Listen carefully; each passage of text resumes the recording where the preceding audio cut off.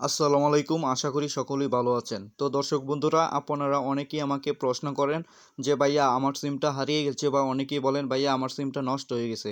সিমে bank account, বিকাশ account খোলা আছে, সাথে বিকাশ অ্যাকাউন্টে টাকাও আছে, কিন্তু এখন টাকা তুলতে পারছি না, কারণ যার নামে সিম সে বিদেশে থাকে। এখন সিম কিভাবে তুলবো?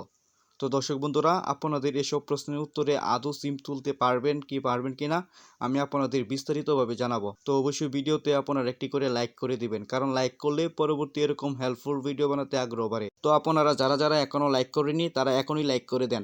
আর যারা আমার চ্যানেলে এই ভিডিওটি নতুন দেখতেছেন তারা অবশ্যই আমার চ্যানেলটি সাবস্ক্রাইব করতে ভুলবেন না, কারণ এরকম হেল্পফুল গুরুত্বপূর্ণ ভিডিও পেতে। তো যারা চ্যানেলটি সাবস্ক্রাইব করেছেন তাদেরকে থ্যাংক ইউ সো মাচ। তো আর কথা না বলে শুরু করা যাক আজকে আমাদের এই মূল ভিডিওটি। তো দর্শক বন্ধুরা, যার নামে সিম সে বিদেশে থাকে, এখন সিম তুলতে পারবেন কিনা? তো দর্শক বন্ধুরা, তো যার নামে সিম রেজিস্ট্রেশন করা সে বিদেশে থাকে, তো দেখুন সিম কেনার সময় সে ব্যক্তির ফিঙ্গারপ্রিন্ট মানে আঙ্গুলের ছাপ দিয়ে কিন্তু সিম রেজিস্ট্রেশন সম্পূর্ণ করেছিল। এখন সিম রিপ্লেস করতে গেলে মানে তুলতে গেলে সেই ব্যক্তির আঙ্গুলের ছাপ অবশ্যই কিন্তু লাগবে, তাছাড়া কোনোভাবেই সিম তোলা সম্ভব হবে না। তো বুঝতেই পারছেন, যার নামে সিম তাকে অবশ্যই উপস্থিত থাকতে হবে, কারণ তার হাতের আঙ্গুলের ছাপ লাগবে। তো যার নামে সিম সে বিদেশে থাকে, সে সিম যদি আপনি তুলতে চান তাহলে অবশ্যই তাকে উপস্থিত থাকতে হবে, তাছাড়া সিম কখনোই তুলতে পারবেন না। আশা করি বুঝতে পারছেন। এখন যদি উনি যখন পৃথিবীতে না থাকবে মানে যখন মারা যাবে সেক্ষেত্রে তোলার সিস্টেম আছে, কিন্তু উনি যখন জীবিত থাকবে তখন কিন্তু কোনো তোলার সিস্টেম নাই। সিম রিপ্লেস করতে গেলে ওনার ফিঙ্গারপ্রিন্ট দিয়েই তুলতে হবে।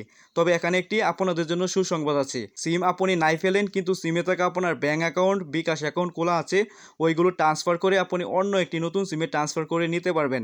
এগুলো পাওয়ার সিস্টেম আছে, কারণ ট্রান্সফার করার ক্ষেত্রে এখানে কোনো সিমের মতো এখানে ফিঙ্গারপ্রিন্টের প্রয়োজন পড়ছে না। আপনার নামে যদি বিকাশ অ্যাকাউন্ট রেজিস্ট্রেশন করা থাকে ওই সিম, তাহলে অন্য আরেকটি নতুন সিমে ট্রান্সফার করে নিতে পারবেন। সেক্ষেত্রে যার নামে সিম উনি যদি বিদেশে থাকে ওনার ডকুমেন্টস নিয়ে অফিসে নিয়ে যেতে হবে, অর্থাৎ আপনার যে ধরনের বিকাশ অ্যাকাউন্ট খোলা আছে নগদ বিকাশ আপনার নিকটস্থ সে ধরনের বিকাশ অ্যাকাউন্টে কাস্টমার কেয়ারে অফিসে নিয়ে যেতে হবে। সেক্ষেত্রে অবশ্যই আপনি অন্য একটি নতুন নাম্বার নিয়ে যাবেন, তারপর তারা যাচাই বাছাই করে দেখবে সব কিছু ঠিকঠাক আছে কিনা।